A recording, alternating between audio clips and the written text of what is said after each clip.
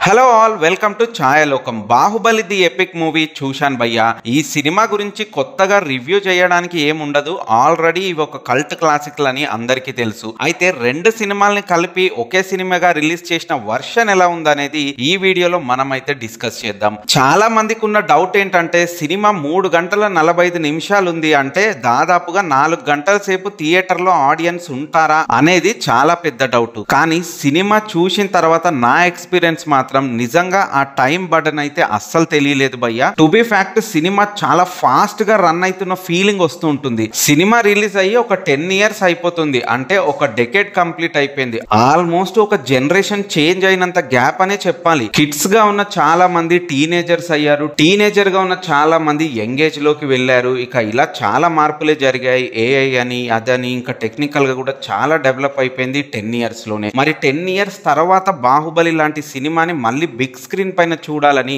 చాలా మందికి అయితే ఇంట్రెస్ట్ ఉంటుంది. రెండు సినిమాలు ఆల్రెడీ మైండ్ లో చాలా రీడ్ అయిపోయి ఉంటాయి కదా. ఈ కట్టింగ్ లో అది చాలా స్పీడ్ అవుతున్నప్పుడు ఆశ్చర్యంగా అనిపిస్తుంది. కొన్ని చోట్ల అర్రే ఇవెందుకు లేపేశారే అన్న ఫీలింగ్ కూడా వస్తూ ఉంటుంది. ఆ ఫ్లో లోనే సినిమా 3 గంటల 45 నిమిషాలు అలా కొనసాగిపోతూ ఉంటుంది. సినిమా ఫస్ట్ హాఫ్ మొత్తం కూడా బాహుబలి ది బిగినింగ్ ని కంప్లీట్ చేసేస్తారు. అంటే మన కట్టప్ప బాహుబలిని చంపాడు అన్న ట్విస్ట్ తోటి పార్ట్ 1 ఎండ్ అవుతుంది కదా. ఇక్కడ ఇంటర్వెల్ బ్యాంగ్ లో అది ఉంటుందన్నమాట.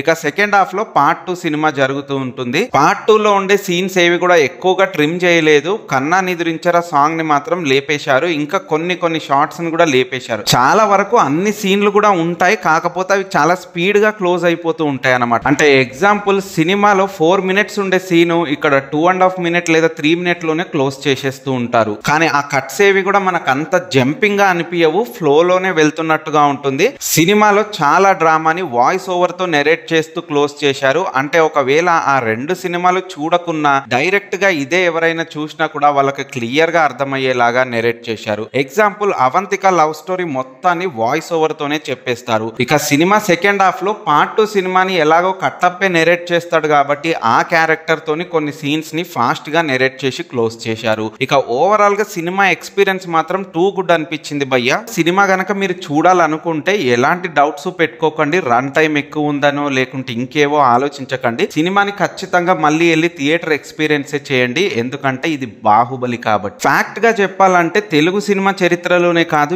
ఇండియన్ సినిమా చరిత్రలోనే మళ్ళీ బాహుబలి లాంటి సినిమా వస్తుందా రాదా అనేది ఖచ్చితంగా చెప్పలేం భయ్యా. ఎందుకంటే ఇంత గ్రాండ్ స్కేల్లో ఉన్న సినిమా, ఇంత హైలీ డ్రామాటిక్ సినిమా, ఇంత ఎమోషనల్ ఫిలిం ని, ఇంత కమర్షియల్ ఆస్పెక్ట్స్ ఉన్న ఫిలిం ని మనం ఎక్కడ కూడా చూసి ఉండం. అందుకే ఇండియా ప్రైడ్ బాహుబలి అన్న పేరుని 10 years అయినా కూడా ఇంతవరకు ఎవ్వరు కూడా కదల్చలేకపోయారు. నాకు తెలిసినంత వరకు అయితే ఇది చాలా వరకు అసాధ్యం అనే చెప్తాను, ఎందుకంటే బాహుబలి మానియా అలాంటిది. ఇక సినిమాలో కొత్త సీన్స్ గానీ కొత్త షార్ట్స్ గానీ ఏమన్నా యాడ్ అయ్యాయా అంటే ఒకటి మాత్రం యాడ్ అయ్యింది. ఫస్ట్ హాఫ్ లో శివుడు మాహిష్మతి రాజ్యానికి ఎంటర్ అవుతున్న సీను ఈ సినిమాలో కొత్తగా ఉంది. అది రాజమౌళి గారు ముందు ఎలా చేయాలనుకున్నారో చాలా ఇంటర్వ్యూస్ లో కూడా చెప్పారు. సేమ్ అదే ఫార్మెట్ లో ఇక్కడ ఆ సీన్ ని రీప్లేస్ చేశారు. ఈ బాహుబలి ఎపిక్ కి కంప్లీట్ గా మొదటి నుంచి రీ రికార్డింగ్ మొత్తం కంప్లీట్ చేశారంట.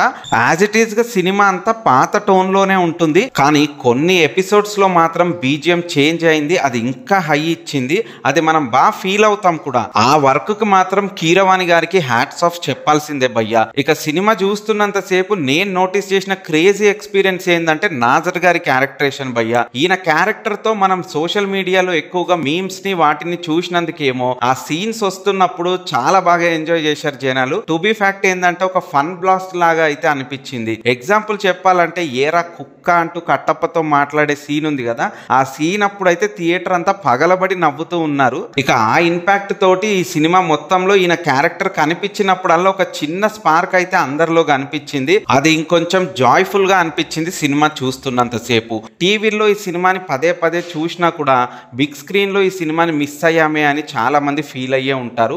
వాళ్ళందరికీ ఈ రీ రిలీజ్ ఖచ్చితంగా మంచి ఎక్స్పీరియన్స్ నే ఇస్తుంది. మీకు సినిమా చూడాలని ఉంటే మాత్రం అస్సలు మిస్ అవ్వద్దు, ఖచ్చితంగా థియేటర్కి వెళ్ళిపోయి చూసేయండి. ఇది ఓవరాల్ గా బాహుబలి సినిమా చూసినాక నా ఎక్స్పీరియన్స్. మీరు కనుక ఈ సినిమాని చూసి ఉంటే మీకేమనిపించిందో కామెంట్ బాక్స్ లో కామెంట్ చేయండి.